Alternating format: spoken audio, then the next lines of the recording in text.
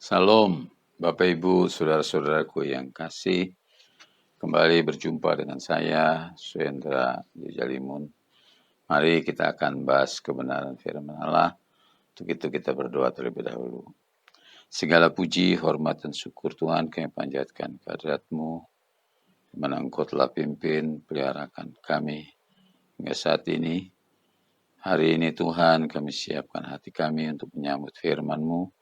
Sebab itu berfirmanlah kepada kami melalui hamba-Mu, urapi hamba-Mu dengan kuasa Roh Kudus-Mu, sehingga firman-Mu dapat tersampaikan dengan baik. Dan seberapa kami yang melihat tayangan video ini, kami mendengar kebenaran firman, kami boleh bertobat, kami boleh menyerahkan diri kami ke dalam tangan-Mu. Terima kasih Bapa. Di dalam nama Tuhan kami Yesus Kristus, kami sudah berdoa dan mengucapkan syukur. Haleluya. Haleluya. Amin. Bapak Ibu, saudara-saudaraku yang kekasih, ya.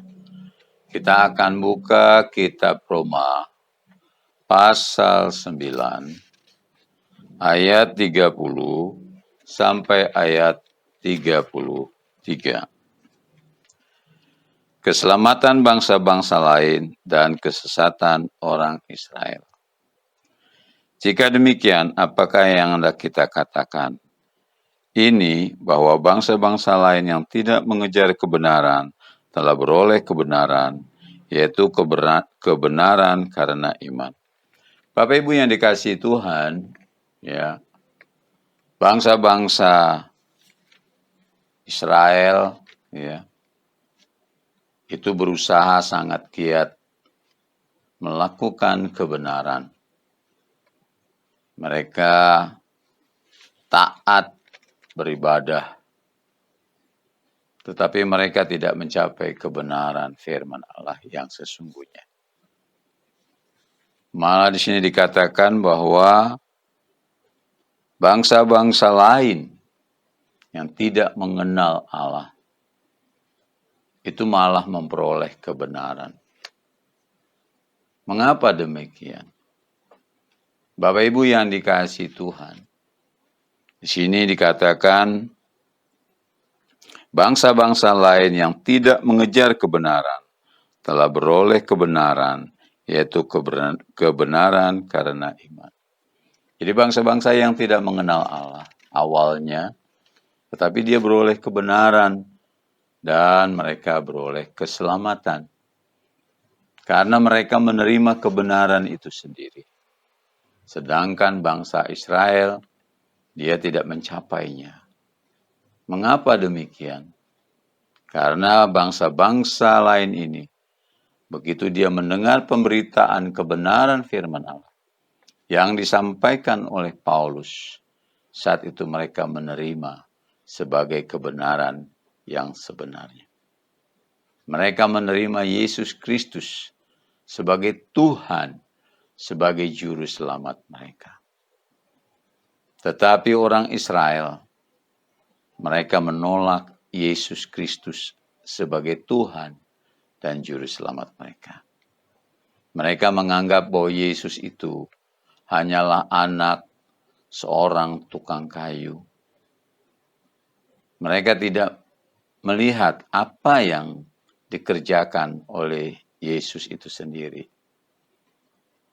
Bapak Ibu yang dikasihi Tuhan, seharusnya bangsa Israel menyadari apa yang dikerjakan oleh Yesus Kristus saat selama dia hidup kurang lebih 33,5 tahun.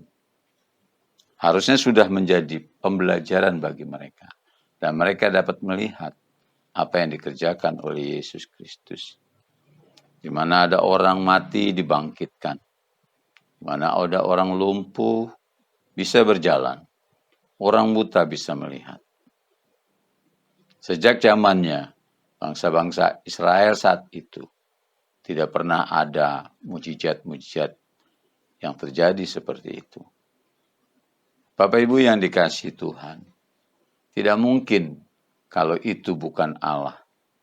Karena pada dasarnya tidak ada manusia yang bisa membangkitkan manusia. Jadi hanya Allah lah yang mampu membangkitkan manusia. Allah lah yang mampu menyembuhkan manusia dari penyakitnya secara instan atau mujizat. Bapak Ibu yang dikasihi Tuhan, tetapi bangsa Israel tidak melihat hal ini. Mereka lebih fokus kepada Yesus itu sendiri sebagai anak daripada tukang kayu. Mengapa demikian? Karena mereka tidak mau direndahkan. Mereka merasa bahwa mereka adalah ahli-ahli Alkitab, ahli-ahli kebenaran.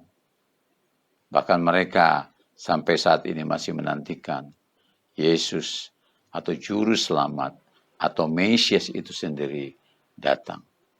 Padahal Yesus itu sendiri sudah datang saat itu. Dan harusnya sampai sekarang pun mereka menerima Yesus sebagai Tuhan. Bapak Ibu yang dikasihi Tuhan, jadi mereka mencari Allah. Mereka berusaha mencari kebenaran. Tetapi mereka tidak mencapainya. Karena mereka menggunakan akal pikiran. Agama Kristen bukanlah agama akal pikiran.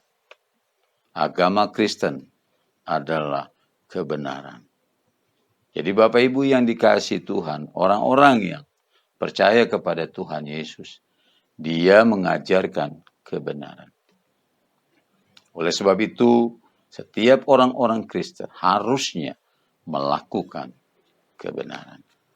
Bapak Ibu yang dikasihi Tuhan, jadi di sini dikatakan, ya, orang-orang yang tidak mengenal Allah, tetapi mencapai kebenaran.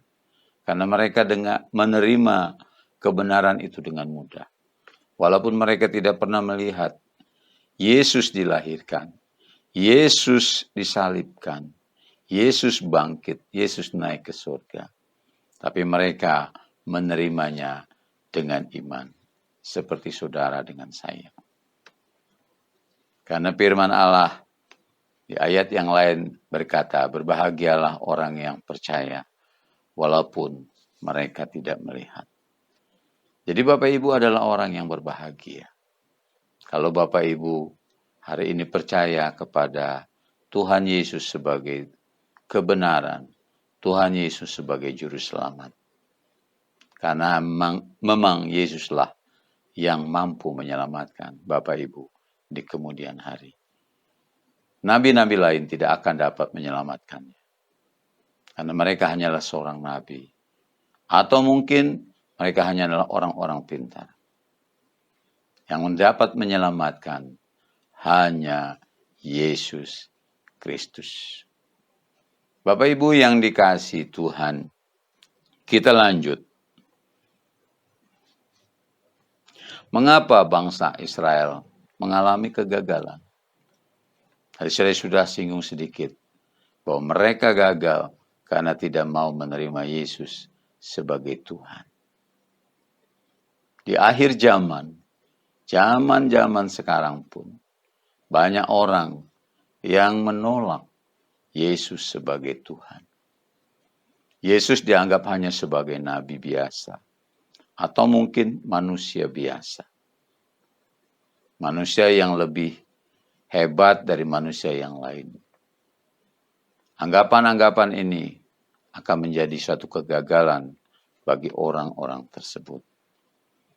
Oleh sebab itu Bapak Ibu yang dikasihi Tuhan, selain mereka menolak Yesus sebagai Tuhan dan Juru Selamat, bangsa-bangsa Israel ini mengalami kegagalan karena mereka ingin menegakkan kebenaran sendiri. Banyak sekali kebenaran-kebenaran yang mereka tegakkan, tetapi mereka sendiri yang melanggarnya. Misalnya, pada saat sapi itu jatuh ke kubang, tempat mereka ngambil air minum. Padahal hari itu hari Sabat, mereka tetap mengangkatnya. Nah, ini adalah pelanggaran firman Allah. Tetapi pada saat Yesus menyembuhkan orang di hari Sabat, justru mereka memarahi Yesus. Mana lebih penting?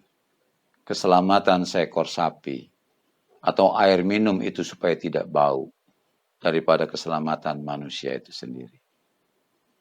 Hakikatnya kebenaran itu adalah untuk menyelamatkan umat manusia. Dan orang Farisi ini tidak memahaminya. Bapak Ibu yang dikasihi Tuhan, jadi kegagalan yang dilakukan oleh bangsa Israel adalah mereka tidak mampu melihat Yesus sebagai Tuhan. Mereka hanya mampu melihat Yesus sebagai Nabi. Di akhir zaman ini juga masih banyak orang yang mengatakan bahwa Yesus atau Isa Al-Masih itu adalah seorang Nabi. Oleh sebab itu, khotbah saya pada hari ini, saya beri judul Kegagalan yang Terulang. Kenapa demikian? Pasti Bapak Ibu, bangsa-bangsa sekarang juga sedang berusaha. Mereka untuk meraih kebenaran. Mereka untuk meraih keselamatan. Tetapi mereka sama seperti orang Farisi. Pada waktu itu, yaitu mereka menegakkan kebenaran sendiri. Di dalam kitab Roma pasal 10, kita akan baca ayat 2. Sebab aku dapat memberi kesaksian tentang mereka, bahwa mereka sungguh-sungguh giat untuk Allah. Jadi Bapak Ibu yang dikasihi Tuhan, di akhir zaman pun sama. Orang-orang giat ya melakukan untuk Allah. Bahkan mereka menganiaya orang-orang Kristen, orang-orang yang percaya kepada Yesus, dan mereka mengatakan mereka berbakti kepada Allah. Ada juga yang membakar gereja, bahkan membunuh orang-orang percaya. Mereka mengatakan itu untuk bakti kepada Tuhan mereka. Mengapa mereka melakukan itu? Karena mereka tidak tahu kebenaran. Mereka tidak mengerti kebenaran. Bapak Ibu yang dikasihi Tuhan, mereka sungguh-sungguh giat untuk Allah. Ya, kita lihat saja orang-orang sekitar kita. Mereka melakukan ibadah begitu sangat giat. Ya. Bahkan tidak pernah ditinggalkannya sedetik pun saat-saat ibadah untuk mereka. Tetapi perlu diketahui Bapak Ibu yang dikasihi Tuhan. Walaupun kita melakukan ibadah-ibadah dengan giat, tetapi kalau kita tidak mengerti dan memahami siapa yang kita sembah, siapa yang kita agungkan, tentunya ibadah kita akan menjadi kesia-siaan. Bapak Ibu yang dikasihi Tuhan, karena saat kita menyembah Allah, kita harus tahu siapa Allah yang kita sembah. Ya tentunya harusnya Allah yang memberikan kebenaran, Allah yang memberikan keselamatan kepada kita. Bapak Ibu yang dikasihi Tuhan, ayat berikutnya dikatakan, tetapi tanpa pengertian yang benar. Jadi banyak orang melakukan ibadah tanpa pengertian yang benar. Bahkan mereka melakukan atau membuat tata-tata ibadah dengan caranya sendiri. Padahal Allah kehendaki kita beribadah dengan cara yang berkenan kepada Dia. Kita menyembah Dia, yaitu dengan penyembahan yang benar kepada Dia. Kita memuji Dia, tentunya dengan pujian yang benar kepada Dia. Bapak Ibu yang dikasihi Tuhan, kita seringkali membuat liturgi-liturgi, aturan-aturan. Bahkan kadang-kadang ibadah-ibadah dibatasi dengan waktu-waktu tertentu. Sehingga ibadah itu menjadi ibadah yang begitu sangat kaku. Kelihatannya tertib, kelihatannya teratur. Tetapi tidak sesuai dengan kehendak Allah. Karena Allah kehendaki ibadah yang benar adalah ibadah yang disertai dengan pengurapan kuasa Roh Kudus.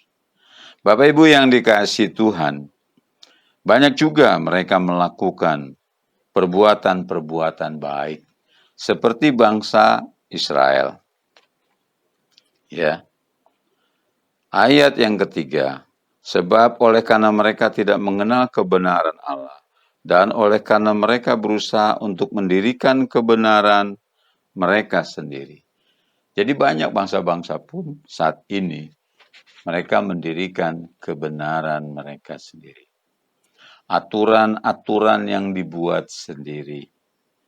Sehingga seolah-olah menjadi ibadah yang sangat sakral. Bapak Ibu yang dikasihi Tuhan, tata ibadah yang benar sesuai dengan kebenaran firman Allah terdapat dalam kebenaran di dalam Yesus Kristus. Di sini diatur bagaimana kita harus beribadah. Apa saja yang harus ada dalam ibadah itu sendiri. Bapak Ibu yang dikasihi Tuhan, inilah yang harusnya sebenarnya diterapkan oleh setiap hamba-hamba Tuhan, anak-anak Tuhan. Oleh sebab itu Bapak Ibu yang dikasihi Tuhan, jadi banyak orang berusaha mendirikan kebenaran sendiri, membuat aturan-aturan sendiri. Ya, mereka menyangka bahwa keselamatan itu dapat diraih dengan perbuatan mereka. Ya, di ayat yang pasal 9 ayat yang 32. Mengapa tidak? Karena Israel mengejarnya bukan karena iman, tapi karena perbuatan. Karena perbuatan, mereka tersandung pada batu sandungan. Jadi Bapak Ibu yang dikasihi Tuhan, mereka melakukannya karena perbuatan.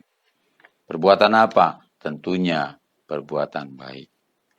Perbuatan baik itu seperti ini Bapak Ibu. Selama kita hidup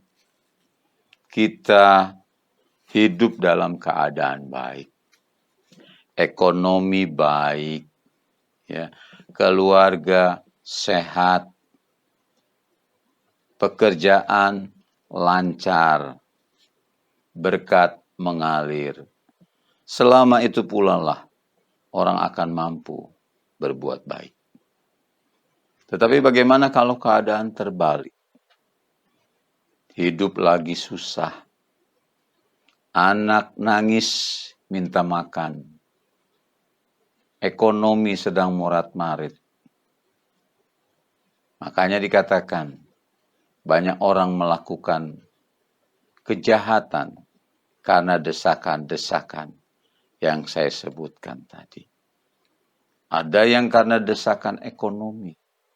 Ada yang karena desakan kelaparan. Dan ada pula desakan-desakan karena memang mereka senang berbuat jahat. Bapak Ibu yang dikasihi Tuhan, jadi perbuatan baik itu tidak akan memperoleh keselamatan. Perbuatan baik itu terbatas kepada pembalasan daripada kebaikan itu sendiri. Karena pada saat kita berbuat baik kepada seseorang, maka orang akan berbuat baik kepada kita. Tetapi masalah keselamatan bukanlah masalah perbuatan baik. Masalah keselamatan adalah masalah percaya kepada penyelamat itu sendiri. Kalau kita menerima penyelamat itu sendiri di dalam hidup kita, maka kita akan diselamatkan. Kebenaran firman ini sudah jelas dikatakan. Ya, mengapa mereka, bangsa Israel, mengalami kegagalan? Karena mereka ingin menegakkan dengan perbuatan mereka. Dengan mereka sangat rajin melakukan ibadah, melakukan puasa, tetapi dengan caranya sendiri. Bukan dengan kebenaran firman Allah. Mereka memberi, tetapi memberi dengan tangan kanan, tangan kirinya terlihat. Nah, seharusnya tangan kanan memberi, tangan kiri tidak terlihat. Artinya tidak diberitahukan kepada orang lain. Mereka berdoa dengan memakai jumbai jubah yang panjang supaya dihormati. Banyak orang juga yang berdoa di pinggir-pinggir jalan, di lapang-lapang supaya bisa dilihat orang.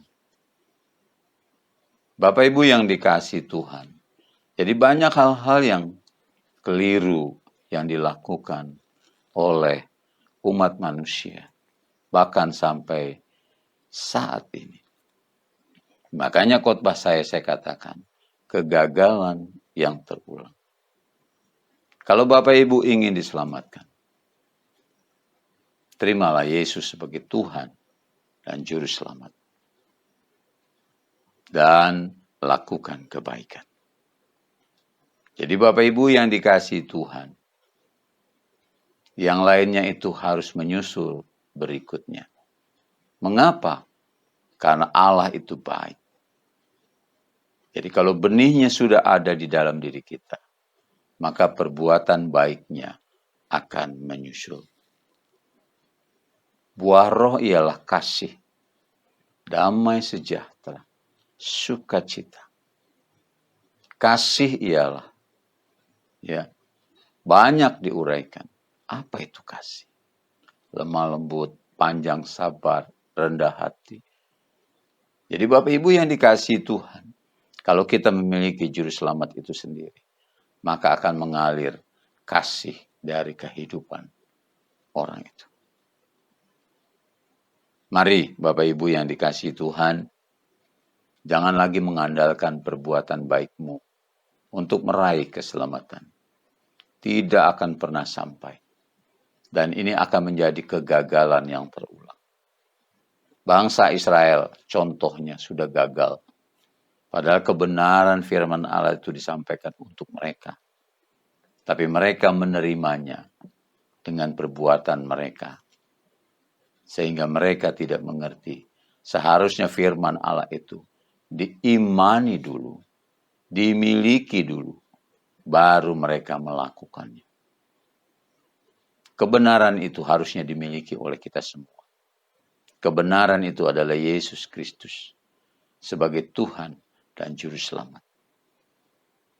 Ayat lain dikatakan, akulah jalan, kebenaran, dan hidup. Tidak seorang pun sampai kepada Bapa kecuali melalui aku. Artinya apa Bapak Ibu? Seseorang walaupun dia melakukan perbuatan baik, sebaik-baiknya, bahkan dari kecil dia selalu baik dan baik, tetap kalau dia menolak Yesus Kristus sebagai Tuhan dan Juru Selamatnya, maka orang itu tidak akan pernah bisa diselamatkan. Oleh sebab itu, Bapak Ibu yang sudah memahami kebenaran firman Allah, bahwa keselamatan ada di dalam Yesus Kristus, beritakan ini kepada orang lain, supaya orang lain juga diselamatkan.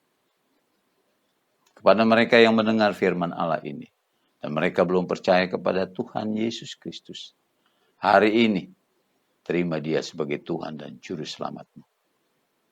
Maka engkau akan diselamatkan. Engkau akan memiliki kebenaran. Dan saat itu saudara akan memahami apa yang harus saudara lakukan. Karena Roh Kudus akan mengurapi saudara. Roh Kudus itu akan menuntun kepada kebenaran. Jadi orang akan tahu apa yang harus dilakukan di dalam hidupnya. Dan bagaimana dia harus melakukan hidupnya untuk tidak berbuat jahat. Tentunya dia harus miliki kebenaran itu sendiri. Milikilah kebenaran di dalam hidup kita. Jangan lakukan perbuatan-perbuatan yang ternyata dibenci Allah. Karena kita menganggap dengan perbuatan itu, kita dapat meraih keselamatan.